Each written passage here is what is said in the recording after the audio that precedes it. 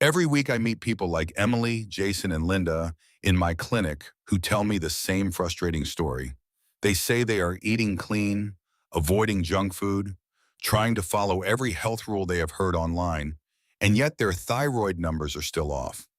They still wake up exhausted. Their mind still feels cloudy. Their body still feels heavy. And no matter how hard they try, the scale refuses to move. What surprises them most is this. Sometimes the foods they believe are helping them may actually be making their thyroid struggle even more. That is why today I want to walk you through 6 foods that are often praised as healthy, but can be problematic for people dealing with thyroid imbalance. Some of them may sound harmless, and one of them especially tends to catch people completely off guard.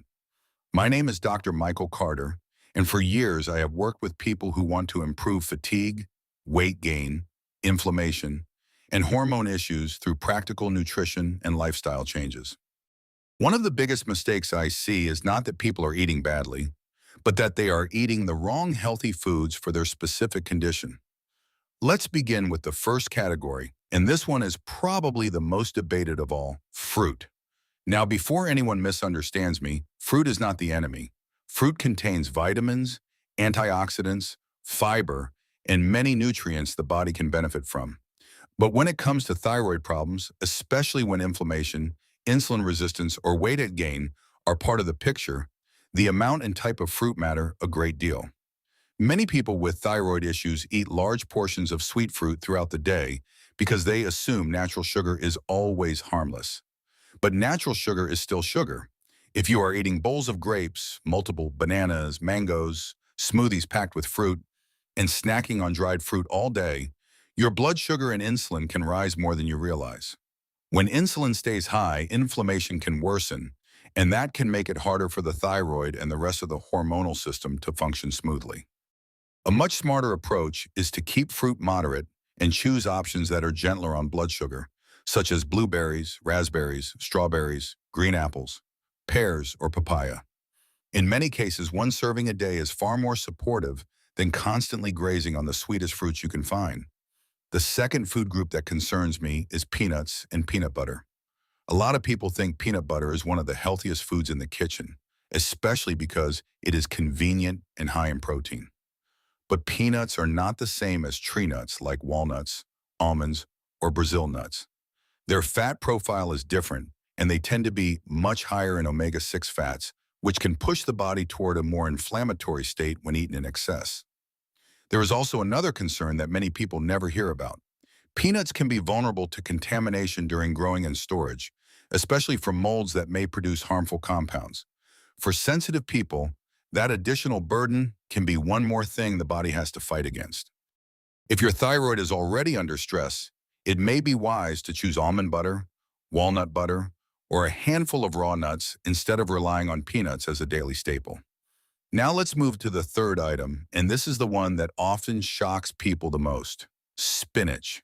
Spinach has an amazing reputation, and in many ways it deserves it. It contains folate, antioxidants, minerals, and plant compounds that can support health. But even a good food can become less ideal when it is overused.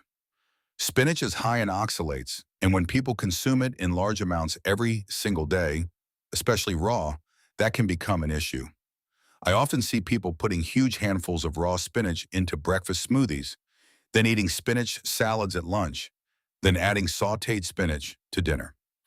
At that point, it is not occasional use anymore. It becomes a constant heavy exposure. For some individuals, high oxalate intake may irritate the gut, increase inflammation, or interfere with the body's ability to absorb certain minerals efficiently. The solution is not necessarily to ban spinach forever. It is to use it more wisely. Rotate your greens. Cook it instead of always eating it raw. Enjoy it a few times a week instead of 3 times a day. That simple change can make a real difference. Fourth on the list are packaged gluten-free products. This is where many people get trapped by labels. They hear that gluten can be a trigger for some people, especially those with autoimmune thyroid conditions like Hashimoto's. So they clear out their pantry and replace everything with gluten-free breads, crackers, cereals, cookies, and wraps. On the surface, that sounds like progress.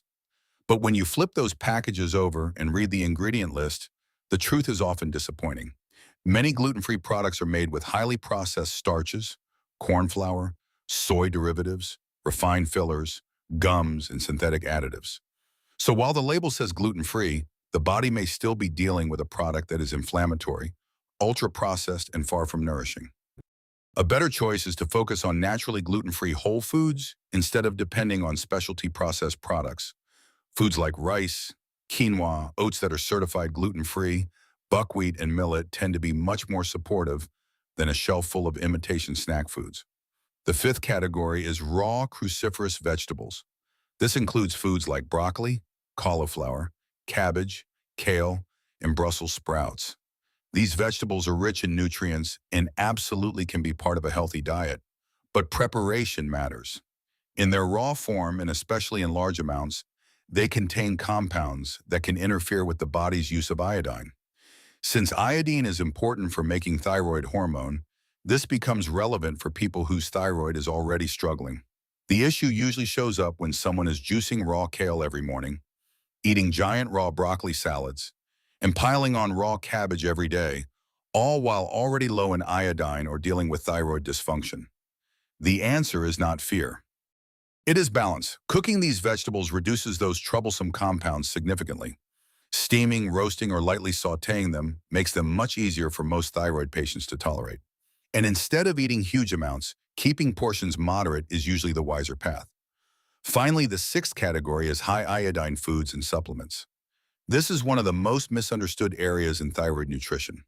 People hear that the thyroid needs iodine, which is true, and then they assume more must be better. But the thyroid does not do well at either extreme.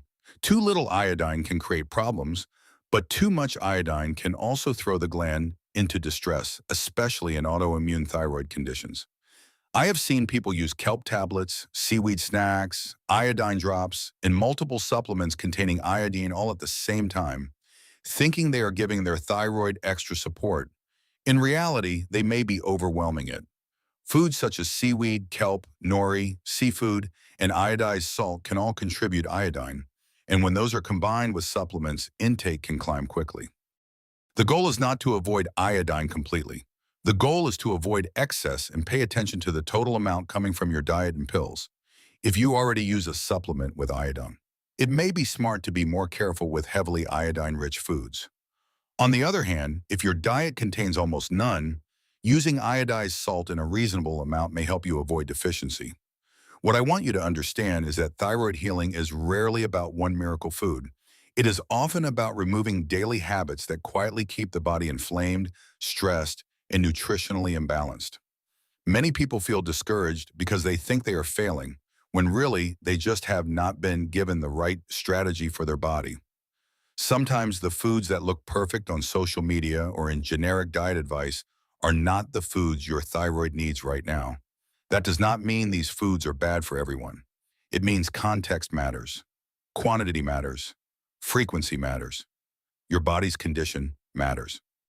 I have seen patients feel more energetic, think more clearly, and finally start losing stubborn weight when they simply reduce blood sugar spikes, cleaned up processed gluten-free foods, rotated their greens, cut back on peanuts, cooked their cruciferous vegetables, and became more careful with iodine. And alongside food choices, it is also important to make sure the thyroid has access to key nutrients such as selenium, zinc, iron when appropriate, protein, tyrosine, and supportive stress balancing habits. Food is powerful, but so is sleep, nervous system health, gut health, and proper nutrient status. So if you have been doing everything you can and still do not feel like yourself, do not assume your body is broken. It may just be asking for a more precise approach. Pay attention to these 6 foods, make thoughtful adjustments, and give your thyroid a chance to work with you instead of against you. I hope this message helps you see your health in a new light and gives you practical steps you can start using right away. If this kind of information speaks to you, share it with someone who has been struggling with fatigue, brain fog, or unexplained weight gain, because sometimes one simple change can open the door to a much better quality of life.